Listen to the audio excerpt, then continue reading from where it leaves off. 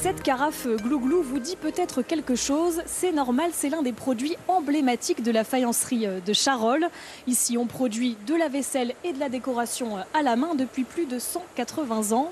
Nathalie Collier, bonjour. Bonjour. Alors vous êtes la responsable de production ici. Alors, on a vu la carafe, mais vous produisez plein d'autres choses. Oui, c'est exact. Nous avons des carafes Glouglou, mais aussi des autres moyennes pièces, des grandes pièces. On est très diversifié. On a une une collection qui est propre à notre faïencerie.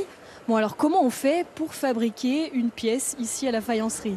Donc tout commence avec un moule en plâtre, oui, où on vient couler de la barbotine, donc de la faïence liquide. Et ça, c'est le travail de Manon, je crois. C'est le travail de Bonjour. Manon.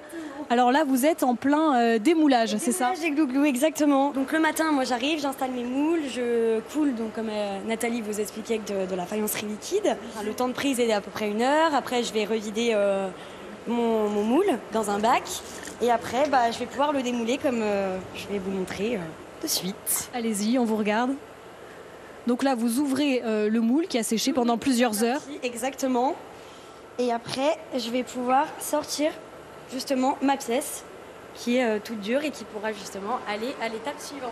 Oui, l'étape suivante, ça se passe un peu plus loin, Nathalie, Voilà, c'est ça? tout à fait. C'est la finition du cru, donc on va la voir. Donc chaque pièce passe dans les mains de chaque personne.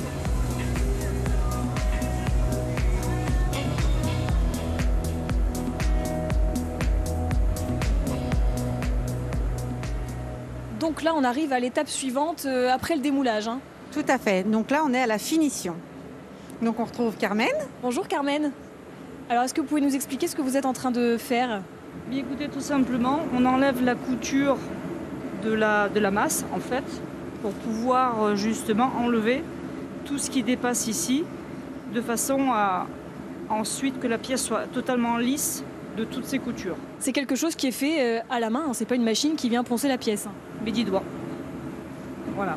Donc effectivement, ensuite, ça c'est la méthode la plus facile et la plus pratique en fait pour enlever les coutures. Ensuite, on utilise ce qu'on appelle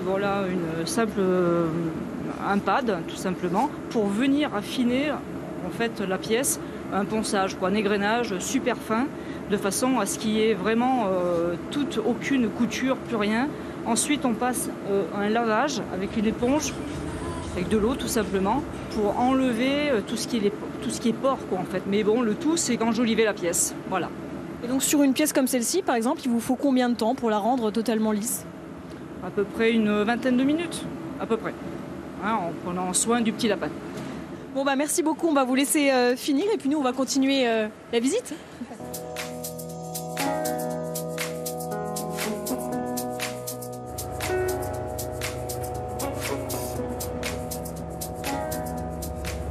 Et donc après le ponçage, il y a l'étape de la couleur, c'est ça? Tout à fait.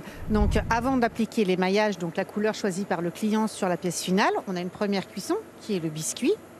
Donc l'émaillage, et ensuite, une fois que les pièces sont émaillées, on va recuire une deuxième fois nos pièces à 980 degrés et on va voir le résultat final. Ah oui, c'est dans le four. C'est dans le four. Donc là, ce sont des pièces qui viennent d'être cuites. Ça y est, elles sont terminées. Tout à fait. Donc là, elles sont cuites, donc elles vont être... On va attendre encore qu'elles refroidissent encore un petit peu et on va pouvoir les défourner.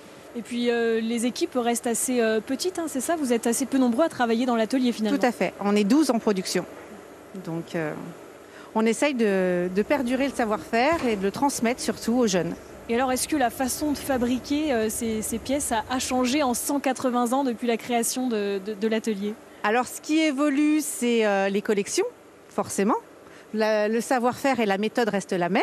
C'est juste les collections, la modernisation, se développer sur des marchés avec faire des salons.